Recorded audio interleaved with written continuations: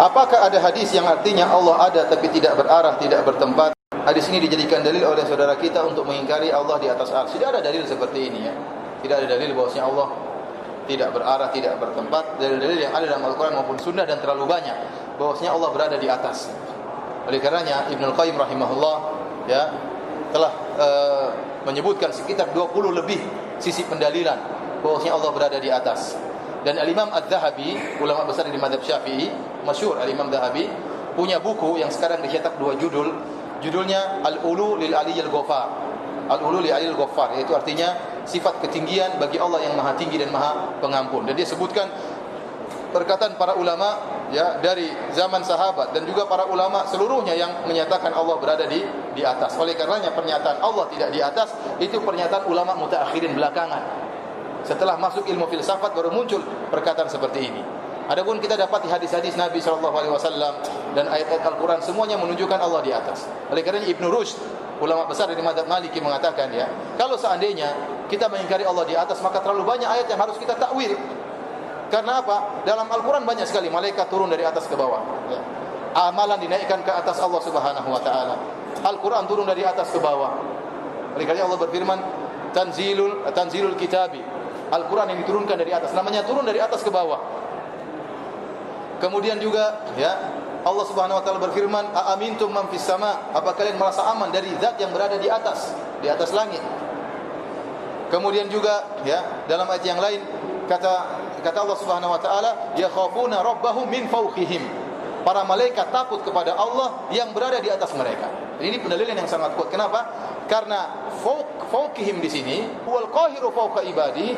Allah di atas hamba-hambanya, artinya zat Allah lebih tinggi daripada zat hamba-hambanya. Saya ingatkan bahwasanya terlalu banyak dalil, di antaranya Rasulullah SAW dan seluruh kaum muslimin kalau berdoa mengarahkan tangan ke atas, karena berdoa kepada Allah Subhanahu Wa Taala. Di antaranya Nabi SAW tatkala Isra Mi'raj, Rasulullah SAW ingin bertemu dengan Allah, maka Rasulullah SAW ke atas ya, tidak kemana-mana. Kalau Allah di mana-mana ya, tidak usah ke atas, kemana, ke Indonesia, ke mana-mana juga bisa. Tapi Rasulullah SAW ke atas ya.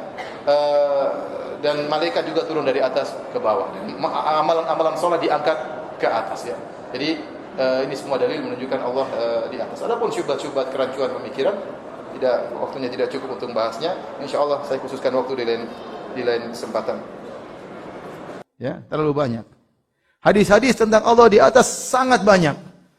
Nabi berdoa, para sahabat berdoa, Nabi tunjuk ke atas, terlalu banyak. Ratusan dalil, bahkan kata Ibnu Qayyim 2000 dalil. Bahkan perkara yang diakui oleh masyarakat dengan fitrah mereka, kalau ada masalah mereka mengatakan kita serahkan kepada yang di atas. Enggak ada yang bilang kita serahkan kepada yang di mana-mana. Kalau ada orang bilang begitu, ini masalah kita besar, sudah serahkan saja kepada yang di mana-mana. Dibilang ente enggak beres otak ente. Apalagi kalau pakai mazhab Asy'ariyah, sudah ini perkara besar, berat, kita serahkan kepada yang tidak di atas dan tidak di bawah. Kira-kira gimana? Asy'ariyah kan meyakini demikian. Orang awam semua mengatakan serahkan pada yang di atas. Kalau sudah digariskan sama yang di atas, mereka sedang mengucapkan demikian. Mereka berdoa begini. Mereka tahu tatkala Nabi Isra Mi'raj, Nabi bertemu dengan Allah. Bertemunya di mana? Di atas. Jadi hadis terlalu banyak. Nah, ini terlalu banyak ayat hadis seperti ini namanya muhkam. Datang hadis misalnya atau ayat, wa huwa ma'akum aina ma kuntum. Allah bersama kalian dimanapun kalian berada. Oh, dipahami berarti Allah di mana-mana. Ini semua dibawakan kepada satu ayat ini, salah begitu caranya. Harusnya yang satu ini dibawa kepada yang ratusan dalil. Bukan ratusan dalil dibelokkan untuk sepadan dengan satu ayat yang dipahami oleh akalnya. Maka bagaimana cara kita memahami wa huwa ma'akum aina ma kuntum? Ya. Wa huwa ma'ahum aina ma kanu, dia bersama mereka di mana mereka berada, maka dibawakan maksudnya ilmu Allah selalu meliputi mereka. Seperti firman Allah kepada Nabi Musa dan Nabi Harun, caranya mendahulukan akal daripada dalil, dan ini sangat berbahaya. Ya, dan bahkan Razi punya suatu tulisan namanya Al-Qanun Al-Kulli, kaidah universal. Dia mengatakan intinya kalau ada dalil yang bertentangan dengan akal, saya tolak.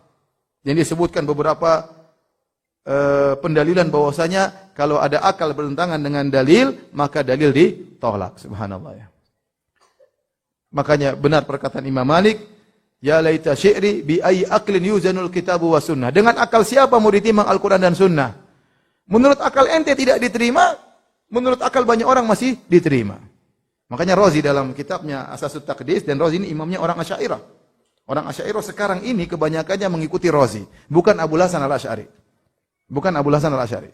Karena buku-buku Abu Hasan al-Asy'ari sekarang, Maqalatul Islamiyyin, Risalah ila Ali Thagar, Al-Ibana, semuanya bertentangan dengan akidah Asy'ariyah yang ada sekarang. Ya. Dan Abu Hasan al-Asy'ari abad keempat, dia di penghujung hayatnya berusaha kembali kepada Ahlus Sunnah. Dan buku-buku yang beliau tulis sekarang kebanyakannya berdasarkan akidah Ahlus Sunnah. Dan itu diantara perkara yang sangat mengecewakan orang-orang Asy'ariyah. Mereka mengaku pengikut Abu Hasan al-Asy'ari, ternyata bukunya yang ada sekarang ini bertentangan dengan keyakinan apa? Mereka itu hanya mengikuti Ar-Razi abad ke-6 kalau tidak salah. Nah, Ar-Razi ini dalam Asasut Taqdis dia menolak tentang istiwa alal arsh dengan otak beliau. Beliau mengatakan akal beliau, seandainya Allah di atas arsh, berarti Allah lebih kecil daripada arsh, berarti karena yang di atas lebih kecil daripada di bawah. Dan berarti Allah butuh kepada arsh, karena yang di atas butuh kepada yang di bawah. Kalau begitu, tidak boleh kita mengartikan Allah di atas arsh. Dengan akal dia, kita tolak ayat ini, kita rubah ayatnya dengan makna Allah menguasai apa? Arsh. Ini contoh, dia terapkan kaidah dia. Semua dalil yang bertentangan dengan akal harus ditolak. Di antara penolakannya dengan apa? Takwil. Maka dibantah sangat mudah, ya. Kita bilang tidak semua yang di atas lebih kecil daripada yang di bawah. Buktinya langit lebih tinggi daripada apa? Bumi. Dan langit lebih besar daripada bumi.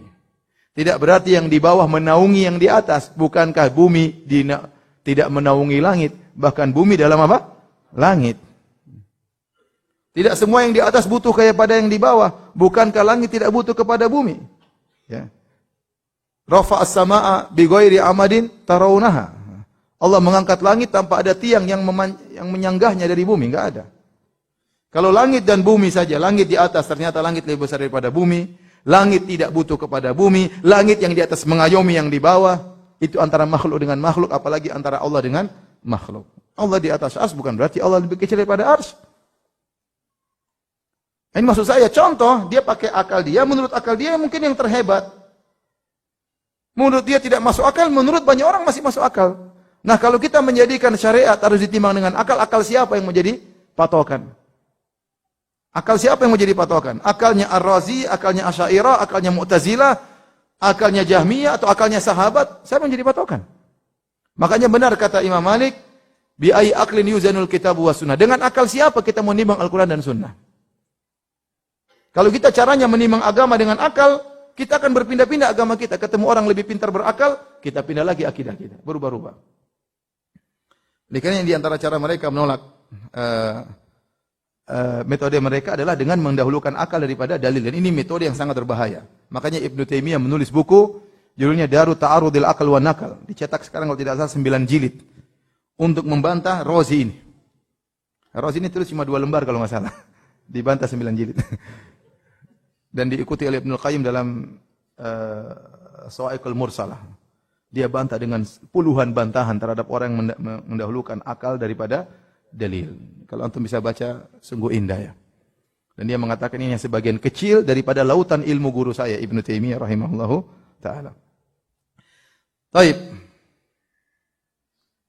Di antara metode mereka dalam menolak dalil, mereka mengikuti mutasyabihat, meninggalkan yang muhkam. Jadi dalam ayat dan hadis itu, ada ayat muhkam, ada mutasyabih.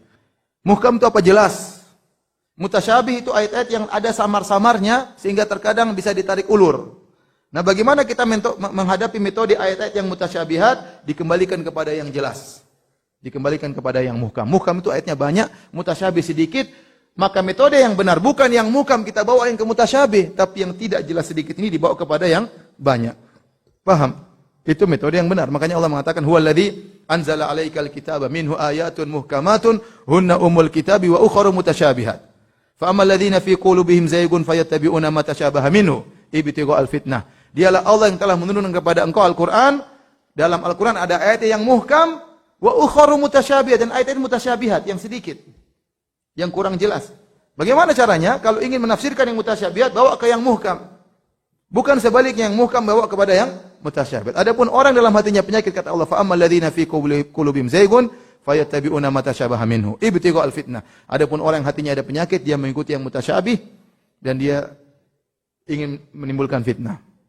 Contoh, Ayat tentang Allah di atas banyak sekali. Bahkan kata Imam Ibnul Qayyim rahimahullah dalam Nuniyah, bal alfani, ada 2000 dalil menunjukkan Allah di atas. Oleh karenanya syariat Islam dibangun di atas bahwasanya Allah di atas.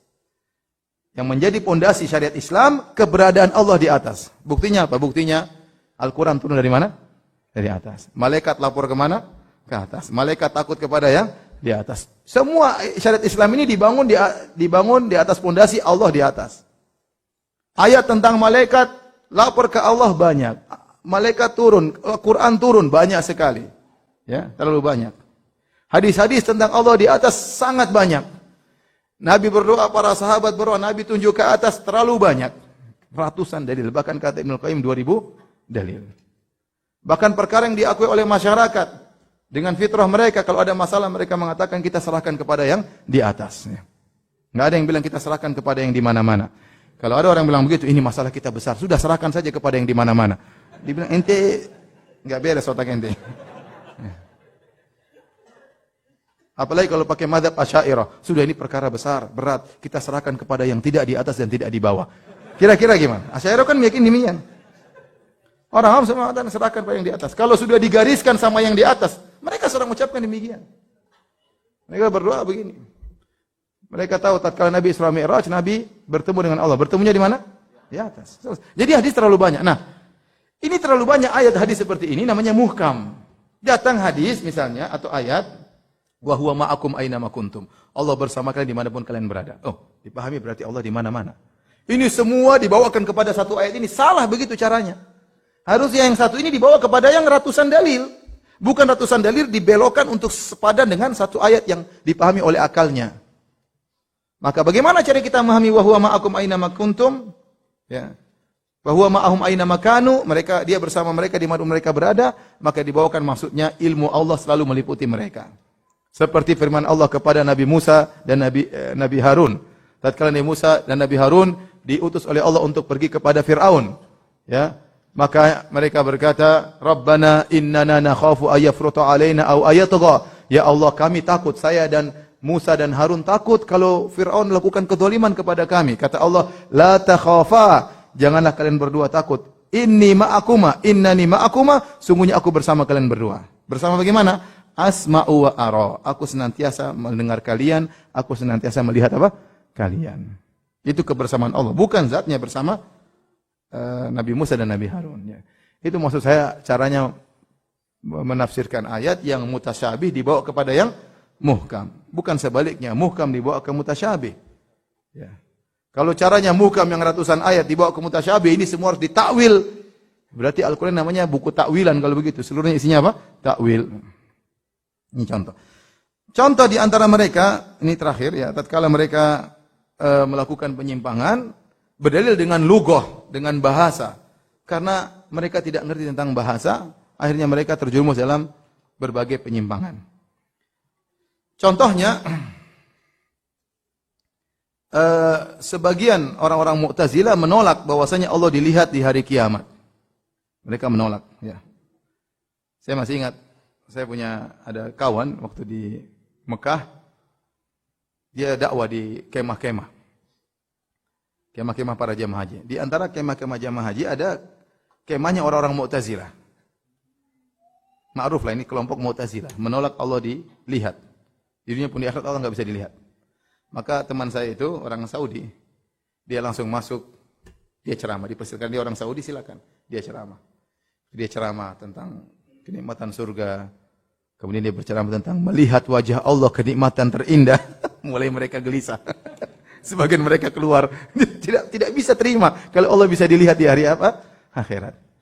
Kenapa? Otak dia nggak sampai, dia bilang nggak bisa. Kenapa nggak bisa? Pakai akal semuanya. Menurut akal dia Tuhan itu punya syarat, di antara syarat Tuhan tidak bisa dilihat. Itu akal, itu syarat dari mana?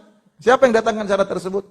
Sama orang Asy'ariyah mengatakan di antara syarat Tuhan tidak boleh ngomong. Itu di antara syaratnya orang Asy'ariyah. Allah tidak boleh ngomong dengan bahasa, Allah tidak boleh ngomong dengan suara, itu syarat Tuhan. Kalau Allah ngomong dengan bahasa dan suara tidak jadi Tuhan. Benar ini? Itu tidak pantas jadi Tuhan. Ini syarat dari mana? Orang-orang filsafat.